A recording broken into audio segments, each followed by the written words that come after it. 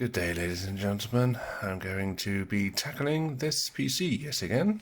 Just a few minor changes, well, relatively minor, I'd guess. Going from basically, like beginner level water cooling to more intermediate, but using soft tubing.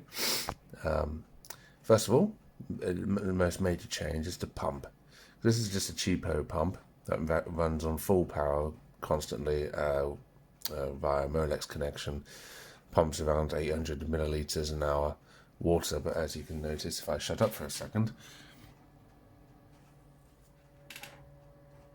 it's noisy, very noisy. So I'm hoping this new pump, a Barrow pump, I was going to get a more expensive one, but I'm frugal, and this one's got good reviews, so I'm hoping good things from this. First of all, this is speed controlled, so I'm going to try and find the perfect combination between flow and noise with this bad boy. And it's got RGB as well, but that's not really necessary because everything else is RGB in the build, but nice bonus, I guess. So there's that. And first of all, I want to basically with these new fixtures and fittings, I'm going to try and get rid of the chubiness of this rig where it looks all bendy and crap, and also very much fix up this part of the loop. And as you can see here, there's a very bad kink that has developed. Probably because it's very hard to get the air out of the system, because this reservoir, even though it looks nice, it's a pain in the ass to refill and get air out because it's very thin rad. So whatever. So we're going to take you along for the ride for that. So that's going to change quite significantly, and also I need to remount my CPU block because it's running quite warm. So obviously I haven't really mounted it quite well. And it's a pain in the ass to mount that because all you got there is the whole thing is a big chunky block, and it's secured with 4 screws. You might be able to make out on on the video there. So that's a pain in the ass. So hopefully I can fix that up a bit. And then that's about it. I want to change some of the figures around. I'm going to take most of these out. Probably leave Eric Cartman in there, but put new ones in, like a mini skull and 3 little see no evil, hear no evil, and yeah, cats at the bottom.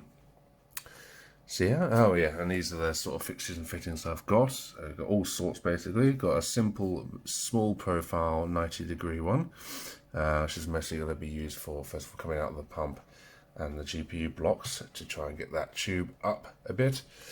We've got some 45-degree angle tubes with some extensions, like such as this one. And that's going to be coming out of the rad to feed into the CPU block, with another 45, like this one here. And then I got a 90-degree angle one, and so on, and something like this. And by the way, this was completely white when I got it because the black ones weren't in stock. But luckily I have a little bit of spray paint experience, so I was able to do a good job, I would imagine. Well, not imagine, I can see here. I was very worried about these like sort of etched ends here, but actually I was able to get it all in there and not have any blotching on it at all, so I'm quite proud of that. So just that was white. There's also this, of course, as you can see, a little bit of white in there. Yeah, there you go, but it doesn't really matter in there because that's going to be, you know, completely hidden, so that's good. All the rest were black when I got them. So yeah, let's go for the ride, I guess.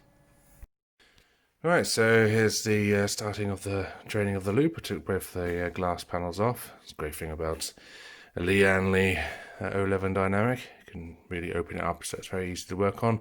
And if there's any doubt on airflow at the bottom, if that's enough gap, there you go, after only a few months. And I think it's actually only a few weeks. Actually, I usually do clean the underneath. So, yeah, there you go. There is airflow. So yes, as of course, draining and filling the loop was more of an afterthought. Well, rather, draining anyway.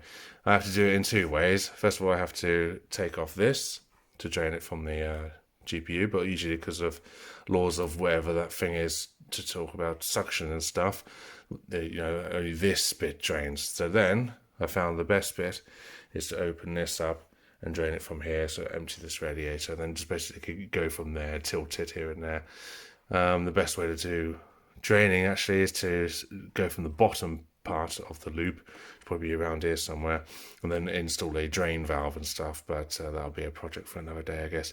But yes, as you can see, these tubes are very secure. I can actually take off the compression thing here, so you use just a twisty, and there we go. Oh god, actually it's not completely on. Fine.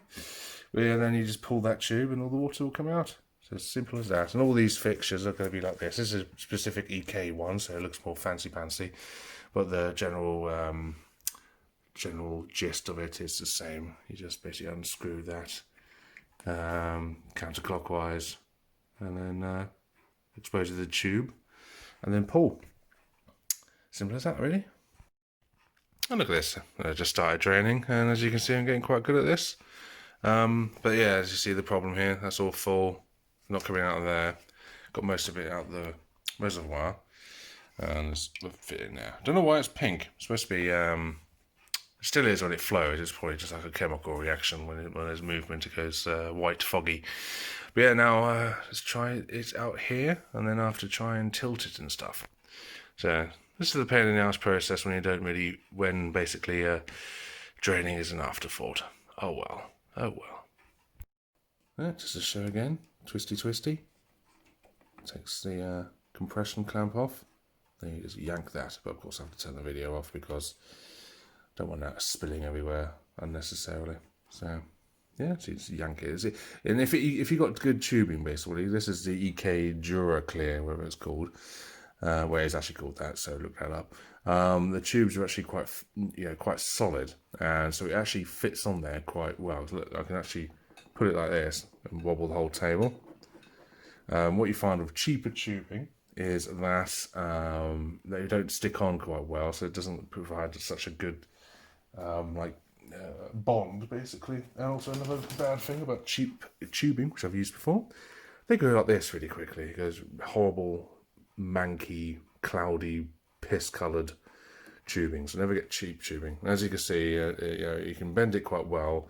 Of course, this is just unfortunate, but with this, it kinks quite easily. So yeah, that's a little lesson. Never go cheap on your tubing. And the thing is, though, like 3 meters of this sort of tubing, which is enough for pretty much any system, is like 15 quid, and then the cheap tubing is like £4 a meter. So you're not really breaking the bank by getting good soft tubing. So bear that in mind. Boom! Well, the pump is in. It looks a lot better than the other one. The other one's very cheap looking and bulgy, with the tube and the cables coming out of there. Of course, I have to tidy the cables up at the end. But yeah, the output's out the top, which is where I want it. And then basically to start off the loop, one of these really tight 90 degree angle fixtures. So basically it should hopefully come out something like that. So the tube will start coming out to here. So yeah, happy days. So yeah, this is the update. 90 degree angle in the pump there, 90 degree angle in the intake of the GPU block, pointing directly almost at each other. So yeah, so that's basically the importance of 90 degrees, otherwise, because that won't, the tubing can't make that sort of bend. So it's good. Oh shit! So that's why I've done that. Boom. And boom, check that out. Much tidier. Shame about this little silver line there. Oh, well, never mind. That is nice. Very tight. Very good. Right, a development and further knowledge about fittings. These ones are really good because basically the bottom bit goes in, screws in nice and tight, and then you can actually spin the top in the direction that you want it without jeopardizing the link. So that's nice and tight there. With this, you can spin around. With these ones, however, I've actually put it into the CPU block, they only go in a certain way, and with threads, as soon as you start making a thread, it will just always tighten up to the same direction. Luckily, with the CPU block, it pretty much points to the direction I want it. It can ideally be a bit higher, but this I can manage with, so that's fine. But yeah, so I had to compromise there. So I wanted to keep these the same height, but it doesn't really mess that much, to be honest. So yeah, so in future, actually, it's probably best to go for these sorts of fittings where the top swivels on top of the actual connection that goes into the G1/4 or 1/4 inch, whatever imperial crap that is, measurement that these go into. So, oh well, a little setback, but fixed fairly easily. Alright, so as I'm here already, I decided to basically just take the whole tube off of this bit, but before I start attaching the tubes from here to there, this bit here, so it's quite a well, not a feed, but how do you say it? Whatever. Oh, obstacle. There you go. So first of all, I had to put a little extension. That's a 1.5 centimeter one, and then to put the 45-degree angle fixture in as so. Try and do this with one hand, failing miserably. So I'll come back to you. And voila! Yes, because this connection, I really have to make sure it is completely tight right away, and the only way to really get my hand in there is to take the tube and everything off here, so I have no impedance. The reason why, of course, is that this is going directly above like the VRM at the back of the motherboard, so if there is even a drip or two or more, then there's a good chance things will get screwed royally. And I am very happy with just the eyeballing it method, because there's just enough clearance there from the fan to focus camera to basically run the tube. Pardon me. So happy about that. Now, boom, look how clean that is. Such a lack of tubing to get to the CPU block. Massive improvement over the last one. A little bit OCD though, it's slightly at an angle, but I'm not going to tighten it anymore because it's literally as finger tight as you can get. I don't want to break the acrylic of the actual CPU block, but damn. And of course, I decided to use a new piece of tube, so basically the connections there are really, really tight. Which is also why there's a tiny little gap, because there's no way I can screw that in more. Of course, the amount of pressure you can put actually on the actual tightening is a lot more than you would do actually screwing the actual fixture into a block, especially in an acrylic block. You have to really make sure you don't put too much pressure on it. Literally as tight as it would be before you really have to use your wrist. That's my sort of advice. It's more of a getting to feel this sort of thing. But yeah, that's so sick. That's such a clean bend. So happy days. Oh, and even though that looks a bit loose, it really isn't. I really try to tighten it as hard as I can. And so hard that actually, my finger slipped, hit some metal thing on the edge up there, and got a little bit of a wound.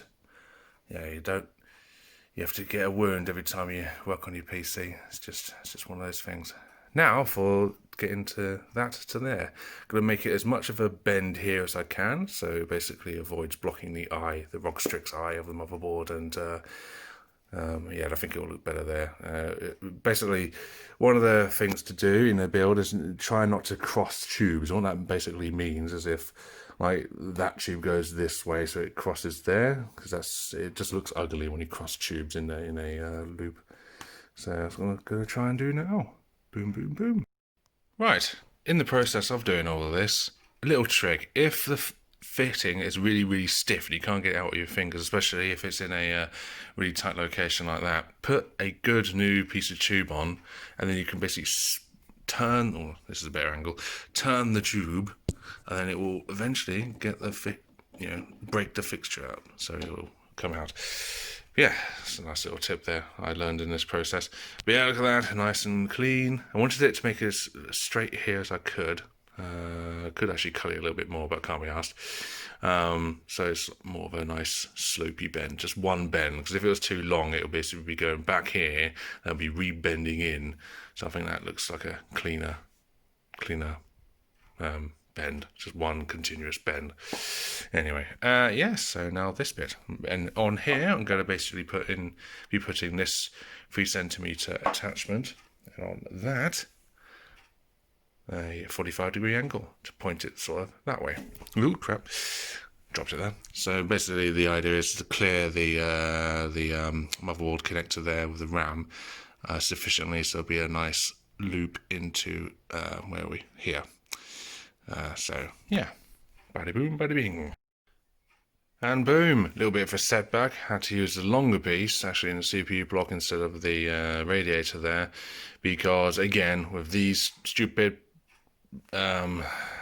just simple small 90 degrees, it only tighten up to a certain place. I actually had to use one of the spare ones I got, which is actually chrome, because it's basically ends about there in terms of tension.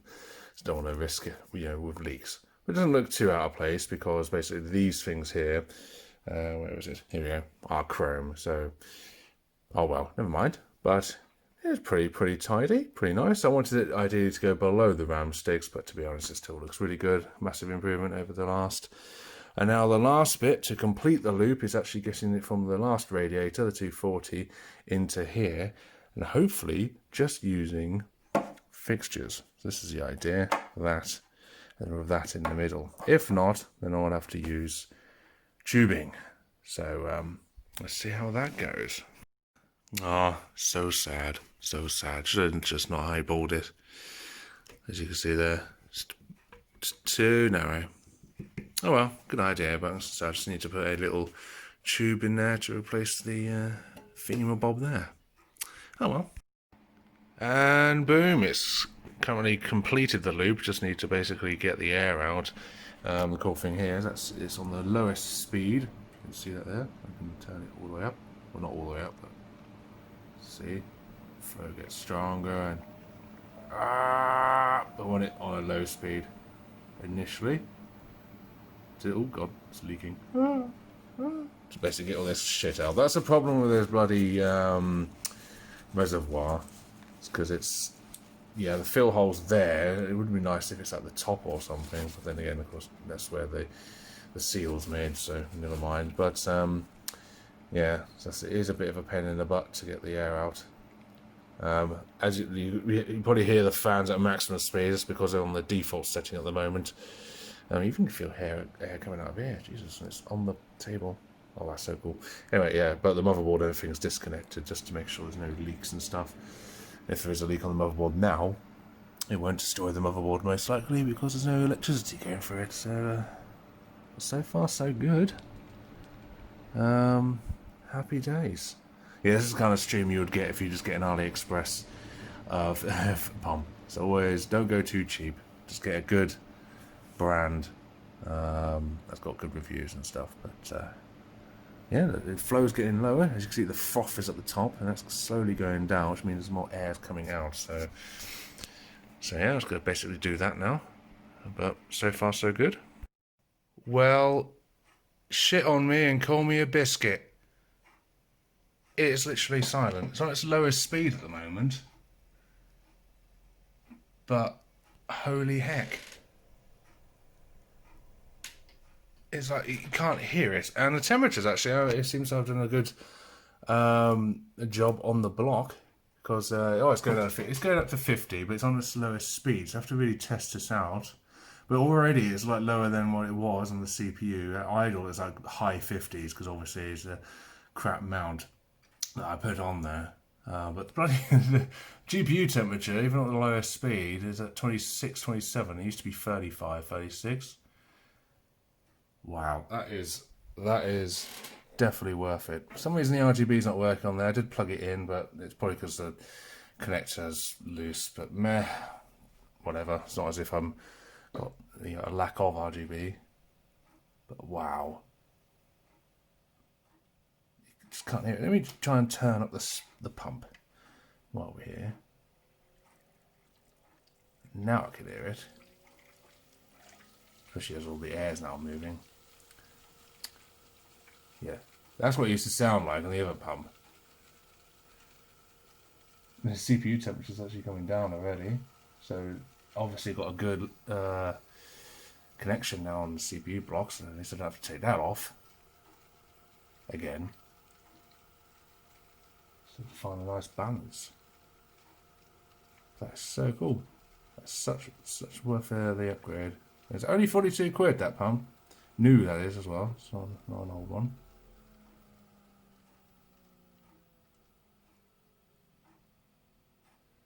You think it's turning off, but it's not. Still flowing. That's so cool. Very impressed. Of course, I'm going to have lunch now because I'm starving my titties off. I just have to wash the, clean the panels and so on. Hide this.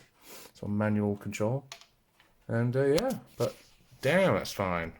Damn. And boom, there it is, all assembled. I've tested it a little bit. Did a heaven benchmark and stuff just to make sure temps are all good. And they sure are. The GPU temp seems to actually be a bit better, even though the stream seems to be a lot slower.